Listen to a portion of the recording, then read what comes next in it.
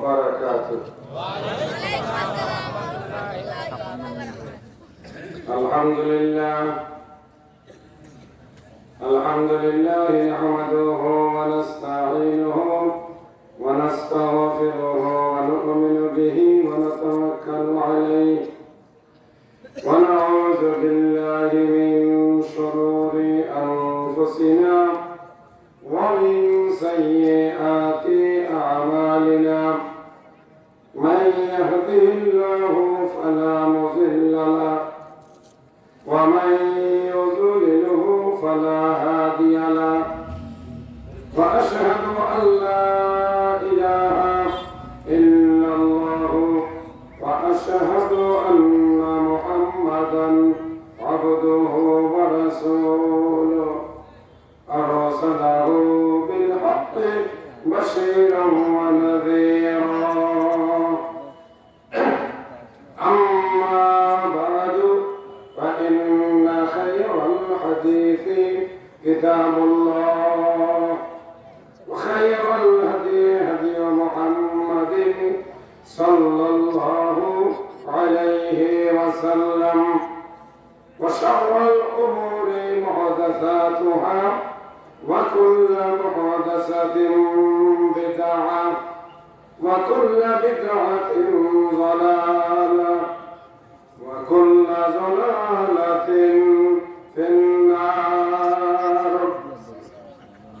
فأعوذ بالله من الشيطان الرجيم. بسم الله الرحمن الرحيم. يا أيها الإنسان ما غرك بربك الكريم الذي خلقك فسواك فعدلك في أي صورة ما شاء ركبك كلا بل تكذبون بالدين وإن عليكم لحافظين كراما كاتبين يعلمون ما تفعلون. وعن النبي صلى الله عليه وسلم قال كل أمتي يدخلون الجنة إلا من أبى. قيل من يأبى؟ قال فمن أطاعني فدخل الجنة ومن عصاني فقد أبى. وقال النبي صلى الله عليه وسلم لا يؤمن أحدكم حتى أكون أحب إليه من والده وولده والناس أجمعين.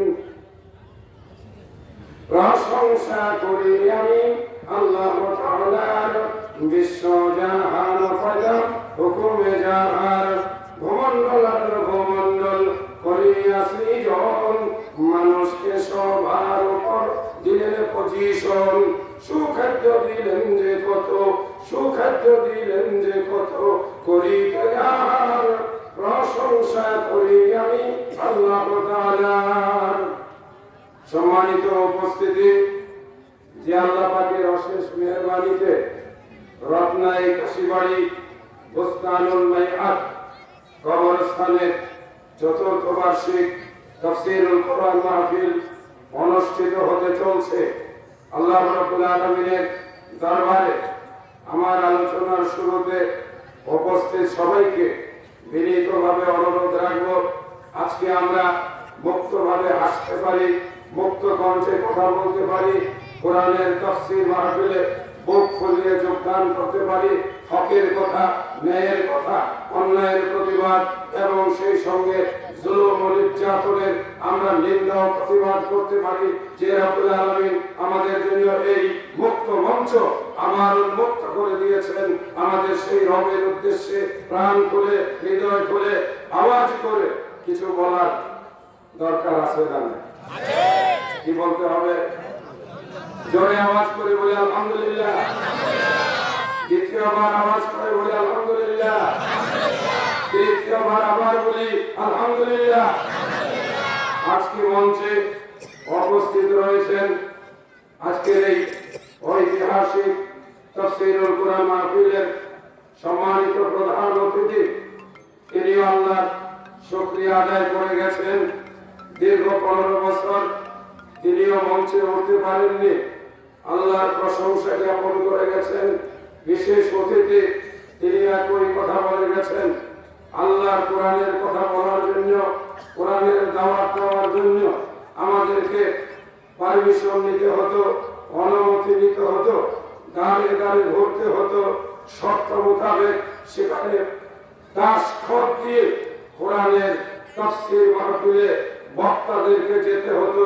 রব্বুল আলামিন আমাদেরকে সেখান থেকে মুক্ত করেছেন। আবার শুকরিয়া করে বলি আলহামদুলিল্লাহ। তাফসীরুল কোরআন মাহফিলের সম্মানিত সভাপতি, সম্মানিত প্রধান অতিথি, সম্মানিত বিশেষ অতিথিবৃন্দ, ওলামায়ে কেরাম, সম্মানিত মুরব্বিয়ানে কেরাম, যুবক ভাইরা, বিশেষ করে 5ই আগস্ট যুবকেরা নাম দিয়েছে 36শে আগস্ট, 36শে জুলাই, যাদের মাধ্যমে বর্তমান জেনারেশন জেন জি, এই জেন জিদের সাহসিকতায় দুর্বার অপ্রতিরোধ ফ্যাসিস্ট স্বৈরাচার সরকার যে তরুণদের সেই সাহসী স্লোগানের সামনে বাংলার জমিন থেকে খড়কুটার মতো উড়ে গেছে, আমি সেই যৌবন, সেই যুবকদের প্রতি সম্মান কৃতজ্ঞতা জানিয়ে এলাকার মা বোনেরা যারা বক্তৃতা শোনার জন্য কষ্ট করে যোগদান করেছেন, আমার স্নেহের কচি ও কাঁচা শিশু ছেলে ও মেয়েরা, আমরা রাত বলতে গেলে এখন পর্যন্ত দেখা যায় 11টা বেজে গেছে। এই লম্বা টাইম কোরআন হাদিসের আলোচনা শুনে আপনাদের প্রতিষ্ঠিত বুস্তানুল মাইয়া, মৃতদের জন্য কবরস্থান, ফুলের বাগান, জান্নাতের বাগান যারা প্রতিষ্ঠিত করেছেন তাদেরকে অভিনন্দন জানিয়ে আমি আমার আলোচনা আপনাদের সামনে পেশ করার নিয়োগ করছি। আল্লাহ পাক তৌফিক দান করুন, আমরা বলি আল্লাহুম্মা আমিন। পবিত্র কোরআন মাজিদের সর্বশেষ পারা এর একটি অন্যতম সূরা সূরাতুল ইনফিতার। এই সূরাটির আমি শেষের কিছু আয়াত আপনাদের সামনে তেলাওয়াত করেছি। এই আয়াতগুলোকে সামনে নিয়ে বর্তমান সময়ের প্রেক্ষাপটে আমাদের করণীয়, আমাদের দায়িত্ব, আমাদের কর্তব্য, বিশেষ করে রাষ্ট্রের প্রতি দায়িত্ব, সমাজের প্রতি দায়িত্ব, পরিবারের প্রতি দায়িত্ব, সন্তানের প্রতি দায়িত্ব, স্বামীর প্রতি স্ত্রীর দায়িত্ব, স্ত্রীর প্রতি স্বামীর দায়িত্ব, সবকিছু মিলিয়ে সংক্ষিপ্ত সময়ে আপনাদের সামনে কিছু কথা রাখবো ইনশাআল্লাহ। সুধীবৃন্দ, আমার হাতে আপনারা যে কিতাবখানা দেখছেন, যে বইটি দেখছেন, এই কিতাব, এই গ্রন্থ, এটি এসেছে কোথা থেকে? আল্লাহর নিকট থেকে। আওয়াজ করে বলে আলহামদুলিল্লাহ। এই কিতাবের নাম মহাগ্রন্থ আল কোরআন। এই কোরআন কি জন্য আল্লাহ পাক নাযিল করেছেন? মানব জীবনে যত রকমের সমস্যা, সবকিছুর সমাধান রয়ে গেছে এই মহাগ্রন্থ আল কোরআনের মধ্যে। সেজন্যই বলা হয় মহাগ্রন্থ আল কোরআন সব সমস্যার সমাধান। পৃথিবী যখন অন্ধকারে নিমজ্জিত, মানুষের মধ্যে যখন মানবিকতা বিপর্যস্ত, খুন খারাপি, হত্যা লুণ্ঠন, মাদক সেবন, পৃথিবী যখন ছিল এক ভয়ঙ্কর অন্ধকারাচ্ছন্ন সময়, যাকে বলা হতো অন্ধকার যুগ, যাকে বলা হতো আইয়ামে জাহিলিয়া, যার অপর নাম ছিল দা এজ অফ ডার্কনেস। আজ থেকে 1450 বছর আগে আল্লাহ পাক এই পৃথিবীতে আরবের মরুভূমিতে একজন মহামানবকে এই কোরআন দিয়ে সর্বশেষ রাসূল, সর্বশেষ নবী হিসাবে সারা পৃথিবীর ত্রাণকর্তা, সারা পৃথিবীর মুক্তির সারা পৃথিবীর মানুষের জন্য সর্বশেষ রাসূল হিসেবে প্রেরণ করেছিলেন। তিনি হলেন মহানবী, বিশ্বনবী, সাইয়্যিদুল মুরসালিন, খাতামুন নবিয়্যিন, রাসূলে কারীম মুহাম্মদুর রাসূলুল্লাহ, সবাই বলি সাল্লাল্লাহু আলাইহি ওয়াসাল্লাম। সম্মানিত ভাইরা আমার, 1400 বছর আগে সামান্য একটু দৃষ্টান্ত আমি আপনাদের সামনে তুলে ধরতে চাই। রাসূলের জামানায় যখন আল্লাহ রাসূল এই পৃথিবীতে আগমন করেন, নারীদেরকে জীবন্ত মাটিতে কবর দিয়ে দেওয়া হতো।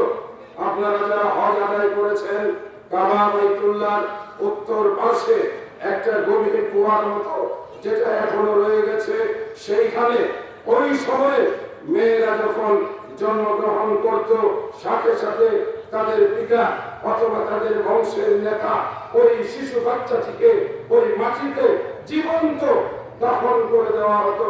সম্মানিত ভাইরা আমার, যেই সময়ে মানুষ তাদের মধ্যে কোনো মানবিকতা ছিল না, কোন সেই মানুষের মধ্যে সদাচরণ ছিল না, মদ, জুয়া, নারী, থ্রি বলা হয়, ওয়ার, ওমেন এন্ড ওয়াইন। একটার নাম নারী, একটার নাম যুদ্ধ, আর একটার নাম হলো মদ বা নেশা। এই তিন দিয়ে যে আরবের সমাজ পরিচালিত হতো, বিশ্বনবী মুহাম্মদুর রাসূলুল্লাহ সাল্লাল্লাহু আলাইহি ওয়াসাল্লাম ওই সমাজকে পরিশুদ্ধ করার জন্য হেরা পর্বতের গুহায় দিন রাত আল্লাহর কাছে দোয়া করে, কেঁদে কেটে, ধ্যান করে, সাধনা করে এক সময় তিনি লাভ করেছিলেন, হে নবী আপনি পড়ুন, ইকরা, আপনি পড়ুন, ইকরা বিসমি রাব্বিকাল্লাযী খালাক। আপনি সেই রবের নামে পাঠ করুন যিনি আপনাকে সৃষ্টি করেছেন। নাজিল হওয়া শুরু হলো মহাগ্রন্থ আল কোরআন।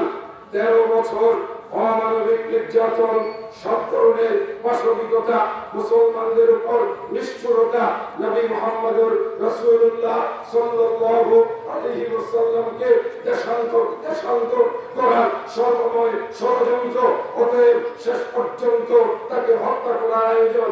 এক সময় বিশ্বনবী মুহাম্মদুর রাসূলুল্লাহ মক্কা থেকে মদিনায় হিজরত করলেন। রাসূল মদিনায় চলে গেলেন, কোরআন নাযিল অব্যাহত থাকলো। 10 বছরের মাথায় আল্লাহ পাক একদিন আমাদের নবী মুহাম্মদুর রাসূলুল্লাহ সাল্লাল্লাহু আলাইহি ওয়াসাল্লামকে মক্কা বিজয়ের মাধ্যমে এক মহা বিজয় দান করলেন। আল্লাহ কোরআন মাজিদে বলেন, ইন্না ফাতাহনা লাকা ফাতহাম মুবিনা। এভাবেই আল্লাহ পাক পৃথিবীতে কোরআনের দ্বারা সর্বপ্রথম একটি মানবিক, একটি চমৎকার, একটি মূল্যবোধ, একটি কল্যাণ রাষ্ট্র, একটি উত্তম, একটি জনপদ মানুষের কল্যাণে এই কোরআনের বিধান নাজিল দিয়ে, এই কোরআনের আইন দিয়ে নবী মুহাম্মদুর রাসূলুল্লাহ সাল্লাল্লাহু আলাইহি ওয়াসাল্লাম একটি সুন্দর কল্যাণ রাষ্ট্র প্রতিষ্ঠিত করেছিলেন। বলি আলহামদুলিল্লাহ, আলহামদুলিল্লাহ। সম্মানিত ভাইরা আমার, কোরআনের তাফসীর শোনাতে এসে যে সূরা আমি পড়েছি, অবশ্যই আমি এটাকে সামনে নিয়ে আলোচনায় এগিয়ে নিয়ে যাব। একটু বিনয়ের সঙ্গে ক্ষমা সুন্দর দৃষ্টি আকর্ষণ করব। গত 2-3 দিন আগে হঠাৎ করে একটু ঠান্ডা জ্বরে আক্রান্ত হয়ে আমার একটু গলার আওয়াজ, যেটা বলা যায় একটু স্থগিত হয়ে গেছে। তারপরেও গতকাল রাতে দিনাজপুর শহরের একটি ঐতিহাসিক মহা সম্মেলনে একটু আবেগী বক্তৃতা, বর্তমান সময়ের প্রেক্ষাপটে যে কথাগুলো বিগত 15 বছর বলতে পারিনি, আজ থেকে 11 বছর আগে আপনাদের পাশের একটি স্কুল মাদ্রাসায় এসে জ্বালাময়ী বক্তব্য দেওয়ার কারণে ওই মাদ্রাসার কর্তৃপক্ষ, শিক্ষকগণ ফ্যাসিস্ট সরকারের রোষানলে পরে অনেক যন্ত্রণার মুখোমুখি হয়েছিলেন। আমি একজন সরকারি কর্মকর্তা হিসাবে হয়তোবা আমাকে আয়না ঘরের বাসিন্দা হতে হয় নাই, কিন্তু মানসিকভাবে অথবা বিভিন্নভাবে পদায়নের দিক থেকে, পোস্টিংয়ের দিক থেকে বারবার নির্যাতনের শিকার হয়েছে। একজন সরকারি ক্যাডার সার্ভিসের কর্মকর্তা হিসাবে আমাকে বলগোড়ায় বলা যেতে পারে অনেকটা নির্বাসিত পদায়ন দেওয়া হয়েছে। হয়েছে। আজ যদি সময়ের পরিবর্তন হয়, আমার ভাই ডাক্তার অ্যাসোসিয়েশনের সম্মানিত মহাসচিব মহোদয়, আমাদের ওই যে সেই ভাই আপনাদের ঠাকুরগাঁয়ের মহাসচিব মহোদয়, ইনশাআল্লাহ পরিবর্তিত সময়ে আবার যদি নারায়ে তাকবীর আল্লাহু আকবার এই ধরনের সরকার আবার ক্ষমতায় আসে, ইনশাআল্লাহ আমরাও নির্যাতিতরা, আমরাও বঞ্চিতরা ভালো জায়গায় যেতে পারবো ইনশাআল্লাহ। অনেকেই আমার 2011 সালের সেই বক্তৃতা শুনে ভয় পেয়েছিলেন, না জানি আজকে বাসা পর্যন্ত যেতে পারি কিনা। মাদ্রাসার সুপার সাহেব ভয়ে থরথর করে মঞ্চ ছেড়ে চলে গিয়েছিলেন, না জানি এখনই তাকে গ্রেফতার করে গুম করে দেওয়া হয় কিনা। আল্লাহ পাক মুক্ত করেছেন, আবারও বলি আলহামদুলিল্লাহ। কোরআনের আওয়াজ চিরকাল বলিষ্ঠ আওয়াজ, তাকবীরের আওয়াজ, অন্যায়ের দুর্গ ভেঙে চুরমার করে দেওয়ার আওয়াজ, কোরআনের আওয়াজ চির সত্য আওয়াজ। বলেন কথা ঠিক না বেঠিক? বারবার কোরআনের আওয়াজকে স্তব্ধ করে দেওয়ার চেষ্টা করা হয়েছে, কি বলেন? কিন্তু যারা চেষ্টা করেছিল তারাই নিশ্চিহ্ন হয়ে গেছে। একটু কথা প্রসঙ্গে আমাদের সম্মানিত অতিথিবৃন্দ উপস্থিত আছেন, সেই জন্যই আমি এভাবে কথাগুলো বলছি। হয়তো তারা একটু করে বিদায় হবেন, তখন আমি মহিলাদের জন্য, যুবকদের জন্য সাধারণ ওয়াজ যেটাকে বলা হয়, আমি ইনশাআল্লাহ সহজ ভাষায় কথা বলবো। আমার কাছে একটা বাস্তব সত্য 2024 সালের 5ই আগস্টে আমার চোখে ধরা পড়েছে। বদরের যুদ্ধ চলছে, মুসলমানের সংখ্যা ছিল মাত্র 313 জন, অপর পক্ষে কাফের মুশরিক বেঈমানদের সংখ্যা ছিল 1000-এর উপরে।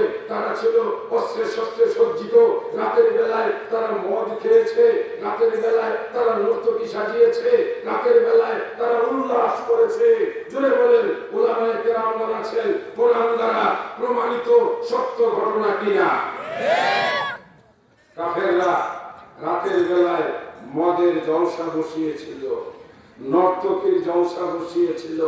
সকাল বেলায় যুদ্ধ শুরু হলো। আলী রাদিয়াল্লাহু তাআলা আনহু, হামজা রাদিয়াল্লাহু তাআলা আনহু, আবু উবাইদা রাদিয়াল্লাহু তাআলা আনহুকে আল্লাহর নবী বললেন, যাও তোমরা এগিয়ে যাও। এরকম সময় ঘটনা ঘটে গেল, আগালো মাত্র 3 জন, অথচ শত্রুরা দেখতে থাকলো 3 জন নয়, 3000 নয়, 30,000, 3 লক্ষ। তাদের ভিতরে ভয় ঢুকে গেল। একজন আবু সাঈদ এগিয়ে দাঁড়ালো, 2 হাত প্রসারিত করে। একজন আবু সাঈদে আজকে মাঠে নামিয়ে দিল লক্ষ যুবককে। আমি ওই দিন টেলিভিশনের পর্দায় বসে বসে দেখছি আর ভাবছি, কোথায় শাহবাগে ছেলেরা মিছিল নিয়ে কারফিউ ভেঙে নামলো, আর কোথায় ওই সেই গণভবনে হেলিকপ্টার কিসের বাতাসে, কোথাকার বাতাসে মুহূর্তের ভিতরে উড়িয়ে নিয়ে গেল।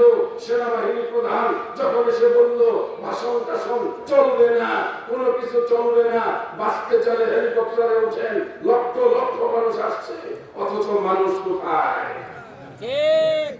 কথা বলেন ঠিক না বেঠিক? এরা মানুষ ছিল না, এরা কারা বলেন তো? আল্লাহর ফেরেশতা। এজন্য আমি বলে থাকি, ডাক্তার ভাই, আমি বলি এটা কারো একক বিজয় নয়, এই বিজয় কার? আওয়াজ করে বলুন কার? আল্লাহ। আমাকে গরম পানি দিচ্ছেন, মাশাআল্লাহ। আগে তো বলবেন, আজকে 3টা বক্তব্য করেছে।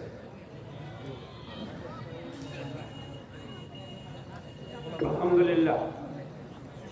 আল্লাহর মদদ আছে না নাই? আল্লাহর সাহায্য আছে না নাই? আজকের বক্তৃতা ইনশাআল্লাহ ভাঙ্গা গলার আওয়াজ যদি আপনারা শুনেন, অনেকগুলো উদাহরণ দেখাবো। ওই আল্লাহ এখন বেঁচে আছেন, ওই আল্লাহ আরো থাকবেন, ওই আল্লাহই থাকবেন। আল্লাহ হলেন শুরু, আল্লাহ হলেন শেষ। হুয়াল আউয়ালু ওয়া আখিরু ওয়াজ যাহিরু ওয়াল বাতিনু। আল্লাহ ইজ আল্লাহ। আল্লাহর ক্ষমতা আছে, তবে আল্লাহ ঢিল দেয়। কোরআন মাজিদে আল্লাহ বলে, ওয়া ইয়ামুদ্দুহুম ফি তুগয়ানিহিম ইয়ামাহুন। তারা তখন ঢিল পায়, ঢিলে তাদের সীমা ভেঙে যায়। পালাবো না, অক্রোশ হবে, বাসায় গিয়ে উঠবো। কোথায় আপনি এখন?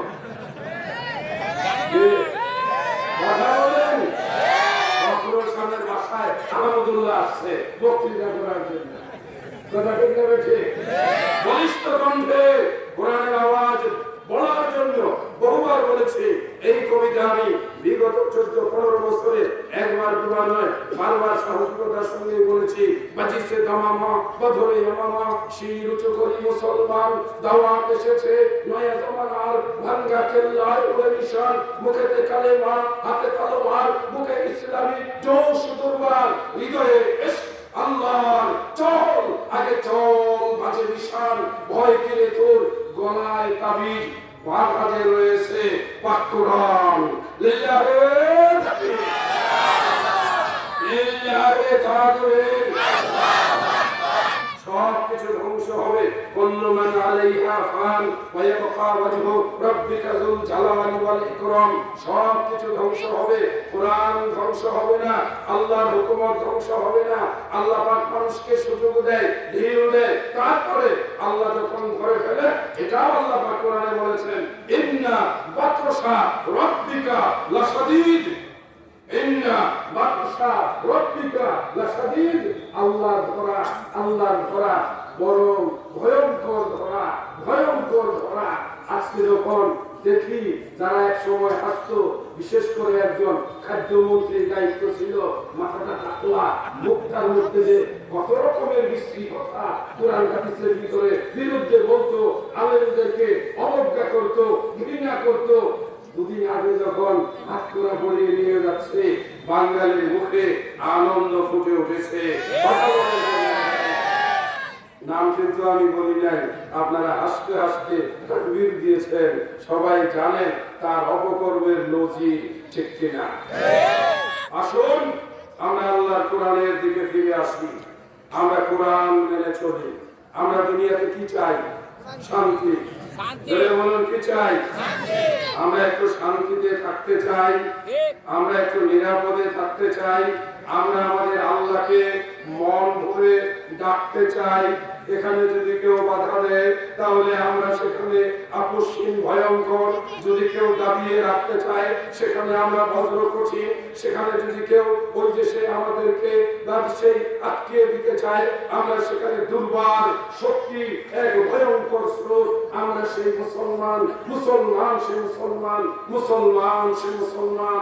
আমি শুধু আপনাদেরকে ওই সূরাটার আলোকে, যেখানে আল্লাহ পাক আপনাকে ডাক দিয়ে বলছেন, ইয়া আইয়ুহাল ইনসানু, হে মানব জাতি, মা গাররাকা বিরাব্বিকাল কারীম, কে তোমাকে তোমার রবের নিকট থেকে দূরে সরিয়ে দিয়েছে, কে তোমাকে তোমার রবের নিকট থেকে বিভ্রান্ত করে তোমাকে দূরে সরিয়ে দিয়েছে। যেই রব তোমাকে সৃষ্টি করলেন এবং তোমাকে সম্মানিত করলেন, যে রব তোমাকে সুন্দর গঠন দিলেন, অতএব তোমাকে উচ্চ মর্যাদার আসনে বসালেন। হে আমার বান্দা, হে আমার বান্দা, তুমি কি পরকালকেও বিশ্বাস করো? তুমি কি কবরকেও বিশ্বাস করো? আজকে যে কবরস্থানের পাশে বসেছি, আজ আমরা মাটির উপরে আছি, আগামীকাল আমরা মাটির নিচে যাব, এটাই চিরন্তন সত্য। মৃত্যুকে কেউ ঠেকাতে পারেনি, মৃত্যুকে কেউ পিছিয়ে দিতে পারেনি। মৃত্যু সুনির্দিষ্ট সময়ে আসবেই আসবে। মৃত্যু বড় ভয়ানক। মৃত্যু মানুষের সব সম্পর্ককে ছিন্ন করে দেয়। মরে গিয়ে কবরেতে শুইবে যখন, ফেরেশতারা এসে তোমায় বসাবে তখন। বিশ্বাস রাখুন, কথাগুলো সত্য। আপনাকে রূহ দিয়ে কবরের ভিতরে বসানো হবে, আপনাকে লাশ দিয়ে কবরে বসানো হবে না। কবরে লাশ পচে যাবে, মাটির সঙ্গে মিশে যাবে, পচে না, মরে না, গলে না, সেটার নাম হলো রূহ। গত 2 দিন আগে আমেরিকার একটি জার্নালে উচ্চ পর্যায়ের 2 জন বিজ্ঞানী, যারা ওই যে সেই মাইক্রোবায়োলজির উপরে গবেষণা করে, তারা গবেষণা করে প্রকাশ করেছে, মানুষ মরে গেলেও আত্মা জীবিত থাকে, আত্মাকে অন্য এক জায়গায় নিয়ে যাওয়া হয়। সেই জায়গাটার নাম হলো পরকাল, সেই জায়গাটার নাম হলো আখিরা, যেখানে আছে জাহান্নাম, যেখানে আছে জান্নাত, যেখানে আছে হাসর, যেখানে আছে মিজান, যেখানে আছে ফুলসিরাত, যেখানে হবে হিসাব, যেখানে আপনার আমার পাপ এবং পুণ্যকে ওজন করা হবে। ও আল্লাহর বান্দারা, আমার মায়েরা বোনেরা, আজকে কিছু সময়ের জন্য আমি পরকালে নিয়ে যাব। পরকাল কত ভয়ানক, পরকাল কত কঠিন, যেখানে কেউ কারো হবে না, কেউ কারো পাশে হবে না, কেউ কারো উপকারে আসবে না। সেদিন শুধুই একা এবং একা। ওই দিনের জন্য কার কতটুকু প্রস্তুতি আছে, কে কতটুকু সংগ্রহ করেছেন, এই প্রশ্ন আজকের এই গভীর রাত্রে আপনাদের কাছে রাখবো। কেন? যাকে আমি যার কাছে আমি বসে আছি সে তো আমার কাছে রবে না, কথা ঠিক না ঠিক? যে আমাকে কাঁধে করে নিয়ে যাবে সে তো আমার সঙ্গে কবরে আমার সঙ্গী হবে না, হবে? অন্ধকার কবরে একমাত্র সাথী হবে মহাগ্রন্থ আল কোরআন। অন্ধকার কবরে সাথী হবে আপনার সারা জীবনের আমল। অন্ধকার কবরে আপনার সাথী হবে যতটুকু আপনি মানুষের উপকার করেছেন। আমার ডাক্তার ভাই যত মানুষের সেবা করেছেন, কবরে গিয়ে তার বদলা পাবেন। ওই মানুষেরা বলবে, আল্লাহ আমার এই ডাক্তারের হাত দিয়ে আমি অসুস্থতা থেকে মুক্ত হয়েছিলাম, এই নেকি তার কাজে লাগবে, এই নেকি তাকে কবরের অন্ধকারে ফিরাবে। এ যুবক, যতদিন তুমি তোমার বাবাকে সম্মান করেছো, পিতার প্রতি দায়িত্ব পালন করেছো, পিতাকে শ্রদ্ধা করেছো, পিতাকে খাদ্য জীবিকা দিয়েছো, অসুস্থ হলে চিকিৎসা করিয়েছো, বাবা মাকে সম্মান করেছো, ওই সম্মান তোমার কবরের সম্বল হবে। এ মেয়ে, এ নারী, তুমি তোমার স্বামীকে যতটা ভালোবেসেছো, যতটা সম্মান করেছো, যতটা আদর করেছো, যতটা ভালোবাসা দিয়ে তুমি তাকে ওই যে সেই বুকের সঙ্গে আগলে রেখেছো, এটাই হবে তোমার কবরের সম্বল। এই যুবক, এই যৌবন বয়সে যতবার তুমি মসজিদে গিয়ে আল্লাহর সামনে বিনীত হয়ে নত হয়ে সাজদা দিয়ে চোখের পানি ফেলে কেঁদেছো, এটা হবে তোমার কবরের সম্বল। এই আল্লাহর বান্দারা, মৃত কবরবাসীদের নিরাপত্তার জন্য গুরুস্থানের বেষ্টনী, গুরুস্থানের মাটি ফেলানো, গুরুস্থানের হেফাজতের জন্য আজকে যা দিয়ে গেছো 500 টাকা, 5000 টাকা, 50,000 টাকা, অথবা 50 টাকা, অথবা 10 টাকা, এ পর্যন্ত তুমি যদি দিয়ে থাকো, এটা তোমার কবরের কাজে লাগবে। সুতরাং কবরের সম্বল সংগ্রহ করার জন্য আসুন আমরা মনে মনে নিয়ত করে এই জায়গায় বসে যাই। কবর প্রতিদিন ডাকে, আমার ভিতরে সম্বল ছাড়া কেউ এসো না। আমি বড় ভয়ঙ্কর জায়গা, আনা বাইতু যুলমাতে। হাদিসের ভাষাগুলো এরকম, আমি হলাম অন্ধকারের ঘর, আমি হলাম সাপ বিচ্ছুর ঘর, আমি হলাম ওই যে সেই পতঙ্গের ঘর, আমি হলাম দুই পাশের মাটি চাপা দিয়ে হাড্ডিগুলো চূর্ণ বিচূর্ণ করে ফেলার ঘর। এখানে কেউ কারো উপকারে আসে না, কাউকে চেনা হয় না। তুমি সেনাপতি ছেলে, এখানে এই পরিচয় চলবে না। তুমি ওই যে সেই সচিব ছেলে, এখানে এই পরিচয় চলবে না। তুমি রাষ্ট্রের নায়ক ছেলে, তুমি সম্রাট ছেলে, তুমি ওই যে সেই প্রেসিডেন্ট ছেলে, এই পরিচয় কবরে চলে না। বলুন কথা ঠিক না ঠিক? মরে গিয়ে কবরেতে শুইবে যখন, ফেরেশতারা এসে তোমায় বসাবে তখন। সর্বপ্রথম 3টি প্রশ্ন করিবে তোমায়, জবাব দিতে পাইলে মুক্তি পাইবে হেথায়। রাসূল বলেন, ইযা বুজিআল মাইয়িতু ফিল কবরে, কবরে যখন লাশটি রাখা হয়, অতঃপর যখন তাকে মাটি দিয়ে দেওয়া হয়, ডাক্তারি ভাষায় হয়তো তারা বলবেন লাশটা মাটিতে মিশে যায়। এটা দুনিয়ার উপাদান, এর শরীর দুনিয়ার উপাদান দিয়ে গঠিত। এটা যখন কবরে রাখা হয় আস্তে আস্তে মাটির সঙ্গে মিশে যায়। কিন্তু মানুষের আত্মাটি যথাযথ থাকে। মানুষের আত্মা আল্লাহ পাক সেখান থেকে কবরের ভিতরে ফেরত পাঠায়। এই আত্মার উপরে প্রশ্ন জিজ্ঞাসা করা হয়। রাসূল বলেন, এমন কোন আল্লাহর বান্দা নাই যাকে কবরের মাটি এক পাশ থেকে আরেক পাশে চাপা না দেয়। ওই সময় মানুষের চিৎকারে গাছের পাতা পর্যন্ত, এমনকি জন্তু জানোয়ার পর্যন্ত তারা ওই মানুষটার কান্না এবং চিৎকার শুনতে পায়। তারাও তখন ওই মানুষটার জন্য আল্লাহর কাছে আফসোস করতে থাকে। সম্মানিত ভাইয়েরা আমার, একটু উদাহরণ দিলে বুঝবেন। কবরের পাশে কোনো গরু ছাগল যদি চড়ানো হয়, মাঝে মাঝে ওই গরু ছাগলের শরীরের পশমগুলো দেখবেন দাঁড়িয়ে উঠে। কবরের পাশে রুপিত গাছ রাতের অন্ধকারে নীরব নিস্তব্ধ থাকে। কবরের ভিতরে যদি আযাব হয়, পশু পাখি জন্তুরা ওই আযাব উপলব্ধি করতে পারে। কবরবাসীর পাশে দিয়া কোনো মানুষ যদি হেঁটে যায়, রাসূল বলেন ওই কবরবাসীরা মানুষের পায়ে জুতার আওয়াজ শুনতে পায়। রাসূল সেজন্য বলেছেন, জোরু মাকাবিরাকুম, তোমরা মাঝে মাঝে কবরস্থানে আসো। কবরস্থানের পাশে দাঁড়িয়ে কবরবাসীকে ডাক দিয়ে জিজ্ঞাসা করো, আসসালামু আলাইকুম ইয়া আহলাল কবর ইয়া আহলাদ দিয়ার। হে কবরবাসীরা, তোমরা কেমন আছো? তোমাদের সঙ্গে কেমন আচরণ করা হচ্ছে? আমার পিতাকে অনেকেই ছিলেন আলহাজ মাওলানা আব্দুস সাত্তার ত্রিশালী রাহিমাহুল্লাহ তাআলা। আমাদের একটি পারিবারিক কবরস্থান আছে, আমিও মাঝে মাঝে কবরস্থানে যাই। আমার আব্বা কবরের আলোচনা করেছেন, বক্তৃতা করেছেন। আমি কবরের কাছে গিয়ে মাঝে মাঝে বসি, আবেগে আপ্লুত হয়ে বাবাকে ডাক দিয়ে জিজ্ঞাসা করি, বাবা, আব্বাজান, আপনার সঙ্গে কবরে কেমন আচরণ করা হচ্ছে জানি না। মা আয়েশা ফাতেমা রাদিয়াল্লাহু তাআলা আনহা, প্রিয় নবী মুহাম্মদুর রাসূলুল্লাহ সাল্লাল্লাহু আলাইহি ওয়াসাল্লামের মেয়ে, রাসূলের কাছে আসলেন। আল্লাহর রাসূল ফাতেমা রাদিয়াল্লাহু তাআলা আনহাকে ডেকে বললেন, ফাতেমা ইনতাজি নাফসাকি আন আযাবিল্লাহ।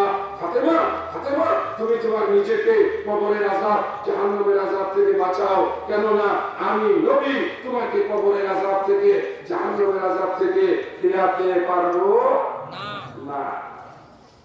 সম্মানিত ভাইয়ের আমার, কবর বড় ভয়ঙ্কর ঠিকানা। আজকে আমরা সেই কবরকে সামনে নিয়ে বসেছি। জাহান্নামে 70 প্রকারের মানুষ জাহান্নামী হবে, যারা কবরে প্রশ্নের উত্তর দিতে পারবে না। উত্তর দেওয়ার সময় তাদের জবান বন্ধ হয়ে যাবে। আমি তার কয়েকজনের পরিচয় আপনাদের সামনে দিয়ে যাব। যেই মানুষগুলো আমাদের সামনেই বসা আছেন, যারা কবরে ওই যে সেই প্রশ্নের উত্তর দিতে পারবে না। আল্লাহর নবীকে জিজ্ঞেস করা হলো, ইয়া রাসূলুল্লাহ, কবরে কারা উত্তর দিতে পারবে না, কারা জবাব দিতে পারবে না? আল্লাহ রাসূল সাল্লাল্লাহু আলাইহি ওয়াসাল্লাম এক এক করে তাদের একটা তালিকা বর্ণনা করলেন। ওই ব্যক্তি কবরে জবাব দিতে পারবে না যারা আল্লাহর সঙ্গে শিরক গুনাহ করে, যারা আল্লাহর সঙ্গে শিরক করে। ওয়া ইউশরিক বিল্লাহি ফাকাদ হারামাল্লাহু আলাইহিল জান্নাহ, যারা শিরক করে আল্লাহ রাব্বুল আলামিন তাদের উপরে জান্নাতকে হারাম করে দেন। তারা কখনো জান্নাতে যাবে না, জান্নাতে যাবে না। শিরক কাকে বলা হয়? সম্মানিত ভাইয়েরা আমার, শিরক গুনাহ হলো ওই গুনাহ, যেই গুনাহ আল্লাহর সঙ্গে অন্য কোন শক্তিকে মিলিয়ে, আল্লাহর সঙ্গে অন্য কোন শক্তিকে যুক্ত করে তাকেই ডাকা হয়। রাষ্ট্রীয়ভাবে আল্লাহর আইনকে বাদ দিয়ে, দুনিয়ার আইন দিয়ে যারা শাসন করে তারাও হলো মুশরিক। জমিনের উপরে যারা আল্লাহর সঙ্গে শিরক করে, পীর অথবা মাজার কবরে যারা সাহায্য প্রার্থনা করে, তারাও আল্লাহর সঙ্গে শিরক করে।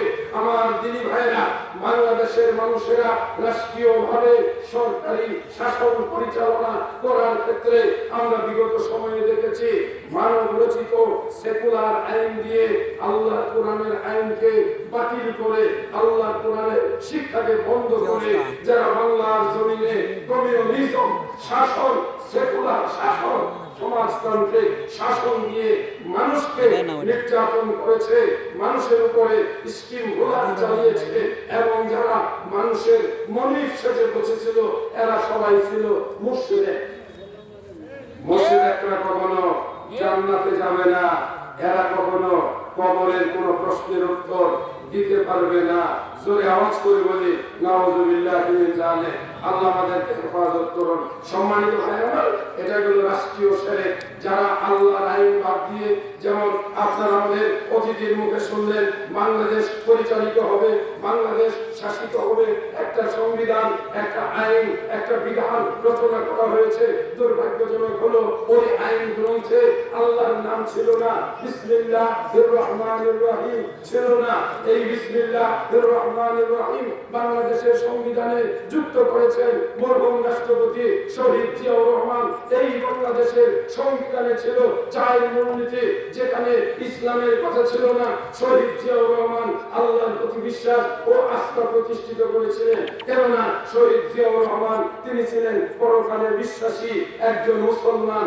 আর যারা আল্লাহর আইনকে অমান্য করে, আল্লাহর বিধানকে অমান্য করে মানব রচিত আইন দিয়ে আল্লাহর জমিনে শাসন করার চিন্তা করেছিল, আল্লাহ পাক ওই মানুষগুলোকেই মুশরিক হিসাবে কোরআন মাজিদে ঘোষণা করেছেন। মুশরিকরা কখনো জান্নাতে যাবে না, জান্নাতে যাবে না। সম্মানিত ভাইরা আমার, হ্যাঁ ঠিক আছে। ও আচ্ছা, কিছু আলহামদুলিল্লাহ, আমাদের মাননীয় প্রধান অতিথি ইনশাআল্লাহ খুব তাড়াতাড়ি আমরা ওনাদেরকে রাষ্ট্রীয় ক্ষমতায় মন্ত্রীর চেয়ারে, কি বলেন আপনারা, দোয়া করবেন না? একটা আওয়াজ করে বলেন না, কোথায় দেখতে যান? মন্ত্রীর চেয়ারে। কেননা ক্ষমতা না থাকলে কিছু করা যায় না। আল্লাহ পাক আবার সুযোগ তৈরি করে দিয়েছেন ইনশাআল্লাহ। আজকের মাহফিলে এসেও তারা গেস্ট অফ অনার আবু হায়াতুন নবী সাংগঠনিক সম্পাদক অত্যন্ত সুন্দর চমৎকার কথা বলেছেন। কত টাকা? ৫,০০০। মাশাআল্লাহ, আজকে ৫,০০০ টাকা দিয়ে গেলেন, আর বাকি হয়ে গেল নগদ এবং বাকি দুটো জিনিস আছে না। নগদ দিয়ে গেলেন ৫,০০০, ক্ষমতায় এসে গেলে বাকিটা দিবেন ৪৫,০০০। আপনারা রাজি? আপনারা রাজি? কিছু বলেন তাহলে।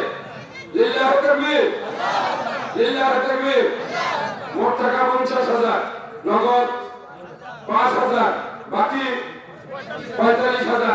ইনশাআল্লাহ আল্লাহ কবুল করুন। বলিনি এই আমার বই করুন, খুশি তো? এই যে আলহামদুলিল্লাহ, আলহামদুলিল্লাহ বলছে, আলহামদুলিল্লাহ।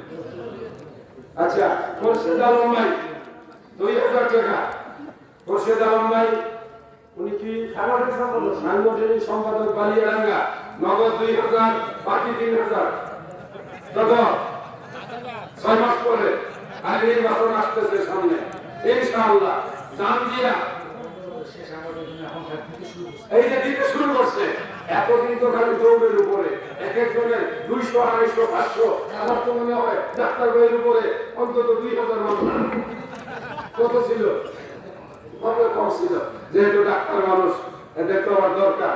আল্লাহ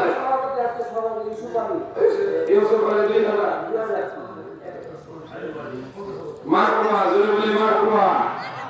৫০,০০০ টাকা নগদ, জোরে বলি আমিন। আল্লাহ কবুল করুন, আমিন। আল্লাহ ওনাদের ঈমানের বল বাড়িয়ে দেন। আমি ধন্যবাদ জানাই।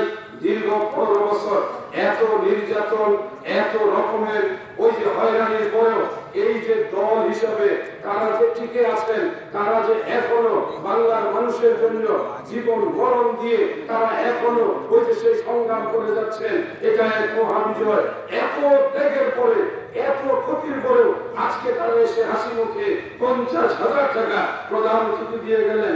ইনশাআল্লাহ এক সময় আরো বেশি দিয়ে আপনাদের অভাব, আপনাদের প্রয়োজন পূরণ করে দিবেন। জনাব আইয়ুব আলী সাবেক ইউপি সদস্য ৬ নম্বর ওয়ার্ডে ইনশাআল্লাহ আবার আল্লাহ পাক ওনাকে মনোনীত করুন মানুষের সেবার জন্য। আমি দৃঢ়তার সঙ্গে বলবো, আল্লাহ কিন্তু আপনাদেরকে সুযোগ দিয়েছেন। এই সুযোগ আপনারা যদি হাতছাড়া করেন, এই সুযোগ যদি আপনারা অপব্যয় করেন, তাহলে আবার আল্লাহ পাক আপনাদের কাছ থেকে নিয়েও নিতে পারেন। ১,০০০ টাকা মুজাম্মেল হক, জনাব মুজাম্মেল হক ১,০০০ টাকা। নসিমউদ্দিন ভাই ৫০০ টাকা। কে দিল? আপনি ২,০০০ কি কমপ্লিট? বাকি হইল ৩,০০০। আচ্ছা ঠিক আছে, সরকার হওয়ার করে দিবেন ইনশাআল্লাহ। আপনার চাইছেন এই উনি যায় নাই, এই যে বলে বলছি তো ঠিক আছে। আমি ঢাকায় আপনার সাথে, আমি আপনাদের সাথে, আমি ইসলামী ইউনিভার্সিটির প্রথম ব্যাচে যে বোর্ড ভালো না, এখন পরিষ্কার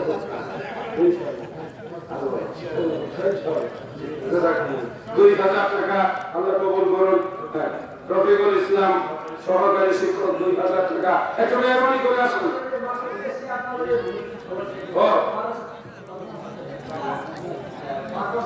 আলহামদুলিল্লাহ, মাসুদ আমার অত্যন্ত প্রিয়, আমার কাছে প্রশিক্ষণ প্রাপ্ত আমার প্রিয় মানুষগুলোর একজন মাসুদুর রহমান বেশ হিসাব ওই মাদ্রাসার 5000 টাকা, 5000 টাকা আল্লাহ কবুল করে নিন। বলুন আল্লাহুম্মা আমিন, আল্লাহুম্মা আমিন। আর যারা একটু দ্রুত আসেন এই পর্বটা আমি শেষ করে, হ্যাঁ আমি মহিলাদের জন্য ওয়াদা করেছি কথা বলবো। দুর্ভাগ্য যে আমার হঠাৎ করে গলার আওয়াজটা একটু ঠান্ডা গরমের কারণে আর জ্বরের কারণে 3 দিন আগে আমার জ্বর ছিল আর এই অবস্থায় এসেছে। আজিজুর রহমান 2000 টাকা আল্লাহ কবুল করে নাও। বলি আল্লাহুম্মা আমিন, আল্লাহুম্মা আমিন। একটু দ্রুত আসেন, দ্রুত যারা মঞ্চে আছেন, যারা আশেপাশে আছেন, ইনশাআল্লাহ মেহরবানি করে। জনাব বিশেষ অতিথির ভিতরে জনাব ওমর ফারুক, জনাব আবুল হোসেন, জনাব রফিকুল ইসলাম, জনাব মাসুদ রানা, জনাব আজিজুল হক, জনাব মিঠু মিয়া, জনাব তরিকুল ইসলাম, জনাব নাসির উদ্দিন। এই পাশে আছেন ওহিদুজ্জামান ওয়াহেদ, আবুল কালাম আজাদ, মুজাম্মিল হক, রুহুল আমিন, মাসুদ রানা, মিসবাহুল হক, গোলাম রব্বানী, মিজানুর রহমান। এই কয়েকজন আপনাদের যাদের নাম এই পোস্টারের ভিতরে উঠেছে আমি আপনাদেরকে আপনারা দিয়েছেন, আমি তো দিই হ্যাঁ আপনার আগে এগুলো দেওয়া হয়ে গেছে। কাদের মেম্বার আব্দুল কাদের মেম্বার, মাশাআল্লাহ মেম্বার ভাই 500 টাকা পাঠিয়েছেন। বলি আল্লাহুম্মা আমিন, আল্লাহুম্মা আমিন। যাই হোক সম্মানিত উপস্থিতি সুধীবৃন্দ, রাত্র মোটামুটি ভাবে 11:30 পার হয়ে গেছে। গলার আওয়াজের প্রেক্ষাপটে হয়তো দীর্ঘ লম্বা আলোচনা আজকে আমি উপহার দেব না। ইনশাআল্লাহ আপনাদের সঙ্গে আমার বিশেষ করে কয়েকটা সম্পর্ক। এক হলো আমরা আহলুল হাদিস বাংলাদেশ জমিয়তে আহলে হাদিসের মাধ্যমে আমরা ঐক্যবদ্ধ। ইনশাআল্লাহ আপনাদের এই সমাজ বাংলাদেশ জমিয়তে আহলে হাদিসের কেন্দ্রীয় দায়িত্বশীল বিশেষ করে সেক্রেটারি জেনারেল যিনি মাদ্রাসাতুল হুদা আপনাদের এই ঠাকুরগাঁয়ের মাঝপথে তিনি প্রতিষ্ঠিত করেছেন এক বিশাল বড় মাদ্রাসা। তিনি হলেন সারা বাংলাদেশের আহলুল হাদিসদের সেক্রেটারি জেনারেল। আপনাদের এই এলাকাতেও ইনশাআল্লাহ কবরস্থান প্রতিষ্ঠিত করেছেন। এই মাঠ একটি ওই যে সেই গার্লস স্কুল প্রতিষ্ঠিত হয়েছে। আপনারা যদি চিন্তা ভাবনা করেন একটা কোরআন শিক্ষার জন্য আপনারা একটা মাদ্রাসাও প্রতিষ্ঠিত করতে পারবেন। আমরা প্রয়োজনে ঢাকা থেকে আপনাদের সঙ্গে সহযোগিতায় থাকবো ইনশাআল্লাহ। যেহেতু আমরা একই সময় একসাথেই আমরা রয়েছি, আল্লাহ আমাদেরকে কবুল করুন। বলি আল্লাহুম্মা আমিন। মাহবুবের আমার যারা পর্দার আড়ালে রয়েছেন, আল্লাহ পাক আপনাদের জন্য কোরআন মাজিদে অত্যন্ত গুরুত্বপূর্ণ মানবিক এবং সামাজিক বিশেষ করে পারিবারিক ওই যে সেই শান্তি সমৃদ্ধি এবং কল্যাণের জন্য আল্লাহ পাক চমৎকার বিধান দিয়েছেন। নারীরা আল্লাহর কোরআনের বিধান যদি মেনে চলে তারা দুনিয়াতে শান্তি পাবে, পরকালেও তারা জান্নাত লাভ করবে, তাদের সংসার হবে সুখময়, দাম্পত্য জীবন হবে ভালোবাসায় পরিপূর্ণ। আমার সম্মানিত মা-বোনেরা, আমি আপনাদেরকে সূরা নূর থেকে ওই নসিহত ওই উপদেশ আমি শোনাবো যেই কথা আল্লাহ পাক স্বয়ং কোরআন মাজিদের ভিতরে জনাব মাসুদ রানা সভাপতি বাংলাদেশ জাতীয়তাবাদী দল বিএনপি 7 নং আমজানপুর ইউনিয়ন শাখা 5 নম্বর, উনি আপনাদের এই কবরস্থানে 2000 টাকা নগদ দান করলেন। আল্লাহ তুমি দান কবুল করে নাও। সবাই বলে আল্লাহুম্মা আমিন। আল্লাহ বিশেষ করে আমি খাস করে দোয়া করব যারা আজকে কবরস্থানে দান করলেন, তাদের দানের বিনিময়ে তাদের বাবা মা যারা কবরে চলে গেছেন, যারা মৃত্যুবরণ করেছেন, আল্লাহ যেন দয়া করে মেহরবানি করে তাদের কবরের আযাবগুলো মাফ করে দেন। আমরা আওয়াজ করে বলি আল্লাহুম্মা আমিন। সম্মানিত দিনী ভাইরা, যেই মানুষটা প্রতিদিন অন্তত 3 বার করে বলবে আল্লাহ তুমি আমাকে কবরের আযাব থেকে নাজাত দাও, আল্লাহ তুমি আমাকে জাহান্নামের আযাব থেকে নাজাত দাও। নবী মুহাম্মদুর রাসূলুল্লাহ সাল্লাল্লাহু আলাইহি ওয়াসাল্লাম বলেন আল্লাহ পাক ওই মানুষটাকে জাহান্নামের আযাব থেকে এবং কবরের আযাব থেকে মুক্ত করে দিবেন। দোয়াটা আমার সঙ্গে বলবেন আল্লাহুম্মা, একটু শরীক হবেন আল্লাহুম্মা ইন্নী আউযু বিকা মিন আযাবিল কবর ওয়া মিন আযাবিন নার দোয়াটা কি? আল্লাহুম্মা ইন্নী আউযু বিকা মিন আযাবিল কবর ওয়া মিন আযাবিন নার। হে আল্লাহ, আমি তোমার কাছে কবরের আযাব থেকে মুক্তি চাই, আমি তোমার কাছে জাহান্নামের আযাব থেকে মুক্তি চাই। সম্মানিত ভাইরা, রাসূল সাল্লাল্লাহু আলাইহি ওয়াসাল্লাম কবরের আযাবের কথা তার পবিত্র হাদিসগুলোতে যেভাবে বর্ণনা করেছেন, বড় ভয়ঙ্কর, বড় কঠিন, বড় নিষ্ঠুর, যেগুলো আমরা কুরআন মাজিদের মাধ্যমে নবী মুহাম্মদুর রাসূলুল্লাহ সাল্লাল্লাহু আলাইহি ওয়াসাল্লামের মাধ্যমে জানতে পাই। সুদখোর যারা জমিনে সুদ খাবে, কবরে তাদের জন্য বিশেষ শাপের মাধ্যমে তাদেরকে দংশন করানো হবে। যারা পিতামাতাকে কষ্ট দিবে, তাদের জন্য কবরে আযাব বড় ভয়ঙ্কর আযাব হবে, অন্ধকার আযাব হবে। যারা স্বামীকে কষ্ট দিবে, স্বামীর সঙ্গে যারা দুর্ব্যবহার করবে, অথবা যারা স্বামীর সঙ্গে অসৌজন্যমূলক আচরণ করবে, আল্লাহ পাক তাদেরকে কবরের মাটিতে এমন ভাবে পিষে দিবেন যেটা সে কখনো কল্পনাও করে না। রাসূল বলেন, কবরের দুই মুখী সাপ হবে, এক একটা সাপের বিষ এত তীব্র হবে, কোন মানুষকে যদি দংশন করে 40 বছর পর্যন্ত ওই মানুষটার দংশনে তার সমস্ত শরীরটা বিবর্ণ কালো হয়ে যাবে। রাসূল বলেন, কবরের ভিতরে এত ভয়ঙ্কর আগুনের তীব্রতা হবে, জাহান্নামের সঙ্গে কবরের রাস্তা করে দেওয়া হবে। ওই রাস্তায় সে জাহান্নামের আগুনে কবরের ভিতরে দংশিত হবে। সুধীবৃন্দ, যে কবর আমরা দেখি আমাদের কাছে, সেই কবর কিন্তু বাস্তবে তত সহজ নয় যত ভয়ঙ্কর আমরা কোরআন হাদিসে সেই কবরের সন্ধান পাই। সুধীবৃন্দ, জাহান্নামের আগুন কবরের আগুনের সঙ্গে আল্লাহ পাক এক করে দিবেন। জাহান্নাম এক কঠিন ঠিকানা, জাহান্নাম এক ভয়ঙ্কর ঠিকানা, জাহান্নাম কাফের মুশরিক বেঈমানদের প্রজ্বলিত করার জন্য এক কঠিন আযাবের জায়গা।